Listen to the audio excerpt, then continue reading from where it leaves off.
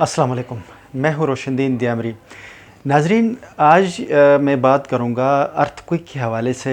एक सारा दिन आज न्यूज़ चल रही है, या सोशल मीडिया के ऊपर देख लें, वेबसाइट्स पे देख लें, इवन के व्हाट्सअप ग्रुप तक ये ख़बरें चल रही है कि डच एक साइंटिस्ट है जिसने टर्की के अंदर अर्थक्वेक की प्रेडिक्ट किया था। उसके अलावा उसने एक और अर्थक्वेक प्रेडिक्ट किया था। उसके बाद वहाँ पर ज़िलज़िले आए थे, जिसकी वजह से लोगों के जहनों में ये खौफ और आस फैलाया जा रहा है कि उसने खबर दी है, या उसने एक न्यूज़ इस हवाले से सर्कुलेट हो रही है कि पाकिस्तान में आइंदा 48 घंटों के दौरान एक शदीद किस्म का ज़लज़ला आने के इम्कानात हैं, या ज़लज़ला आएगा।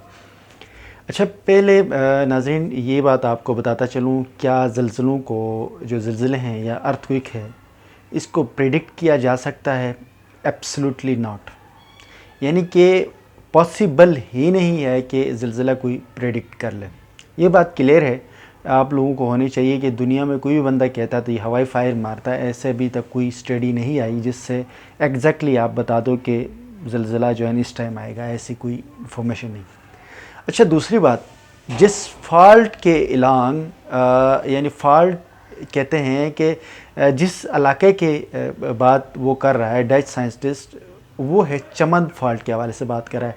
तो मैं आपको बताता चलूँ कि चमन फॉल्ट जो है ये इलाका आता है बलूचिस्तान में, ख़ासकर चमन का, फिर चमन के साथ कोयटा है, कलात है, मस्तूंग है और नौशखी।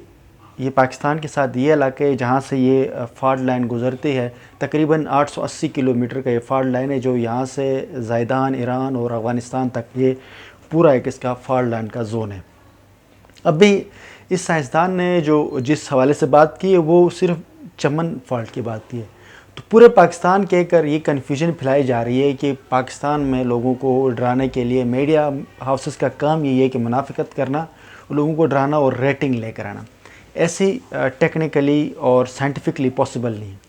आज जब ये सिनेरियो जब मेरे सामने आया तो मैं ख़ुद भी जियोलॉजिस्ट हूँ, तो मैंने इस हवाले से मुख्तलिफ़ अपने डॉक्टर्स हैं, जियोफिजिस्ट हैं, साइज़मिक एक्सपर्ट्स हैं, उनसे मैंने बात की, मुख्तलिफ़ लोगों से। और मैंने ख़ुद पूरी ज़िंदगी हमने एक अरसा पढ़ा है, अभी तक हम इन चीज़ों को देखते हैं, तो ऐसी कोई इन्फॉर्मेशन नहीं थी। जो चमन फॉल्ट है, चमन फॉल्ट को इसको स्ट्राइक स्लिप फॉल्ट कहते हैं।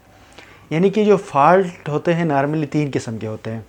एक फॉल्ट में, अच्छा इससे पहले बता दूं, चमन फॉल्ट जो है ये है इन बिटवीन इंडियन प्लेट और यूरेशियन प्लेट। यानी कि प्लेटों के बीच में जिस तरह से ये दुनिया जो है ये मुख्तलिफ़ किस्म के प्लेट्स हैं, टुकड़ों पर बनी होती। अब एक टुकड़ा जो इंडियन प्लेट का है, एक यूरेशियन प्लेट है, इनके बीच में से ये जो चमन का फॉल्ट है। ये जो फॉल्ट है इसको हम कहते हैं, जो जियोलॉजी की टर्मिनोलॉजी में इसको स्ट्राइक स्लिप फॉल्ट कहते हैं। यानी कि जो फॉल्ट हैं जितने भी वो 3 किस्म के होते हैं। एक वो फॉल्ट है जो यानी कि आमने सामने से आते हैं, इस तरह से 2 प्लेटें आपस में टकरती हैं, तो वो फिर उसकी वजह से या उसके नीचे सबसिडेंट होता है या जो कोलाइड हो जाती है, तो एक वो वाला फॉल्ट होता है। दूसरा फॉल्ट ये है कि एक जो लाइन है किसी के नीचे सबडेक्ट हो जाते हैं। तीसरा ये जिस फॉल्ट के हवाले से चमन जो फॉल्ट है ये है स्ट्राइक स्लिप फॉल्ट।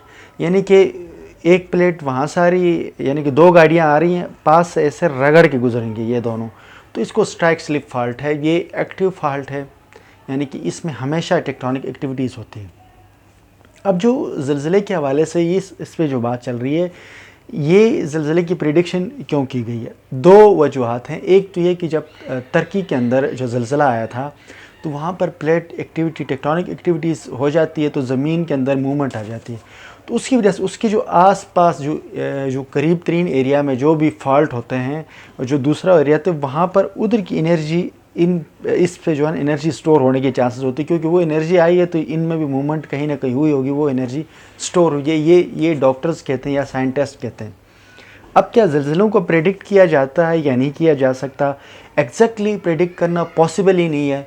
2 तरीक़ाकार जो अभी तक जो एक इलेक्ट्रिक फील्ड के थ्रू कर लेते हैं कि यानी कि जो सरफेस जो ज़मीन की जो तह होती हैं, इसके ऊपर वाली तह में जिसको جو کرسٹ کے ساتھ ہوتی ہے سرفیس، وہاں پر وہ الیکٹرک فیلڈ ڈالتے ہیں، جس سے الیکٹرک فیلڈ کے اندر کوئی میگنیٹک جو موومنٹس ان کی آتی ہیں، ان کے پاس جو ایک میگنیٹو میٹر ہوتا ہے یا مختلف جو بھی ان کے پاس، بہرحال اسکرین میں کہیں اس کے اندر موومنٹ شو ہو جاتی. دوسرا طریقہ کار جو ابھی تک چل رہا ہے وہ ایک ریڈان گیس کے حوالے سے کچھ سائنٹسٹ یہ کہتے ہیں کہ جس ایریا میں کوئی ایک ٹیکٹونک ایکٹیویٹیز اگر قریب ہونے والی ہو تو وہاں پر ریڈان کی جو ہے نا وہ جو گیس ہے وہ زیادہ نکل رہا ہوتا ہے یا اس کی جو ریلیز ہے وہ زیادہ ہو جاتی ہے. چمن فالٹ کے الانگ جو ہے ارتھ کوئک آنا کوئی نئی بات نہیں ہے یا کوئی ایسی بات نہیں ہے. اور اس بندے نے جو ڈچ ہیں اس نے یہی کہا ہے کہ 6 سے 6.5 تک آئے گا، یعنی 6 سے 6.5 تک. تو یہ کوئی وہاں پر 8 تک بھی آئی ہوئی بلوچستان میں، آپ کچھ سالوں پہلے آپ دیکھ لیں. تو یہ ایسی کوئی بڑی کہانی نہیں ہے. زلزلے آنا یہ کوئی اب نارمل چیزیں نہیں ہیں، یہ نارمل ہے. لیکن میڈیا جو منافقت کر رہی ہوتی یا لوگوں کو گمراہ کر رہی ہوتی، یہ بڑی خطرناک چیزیں ہیں.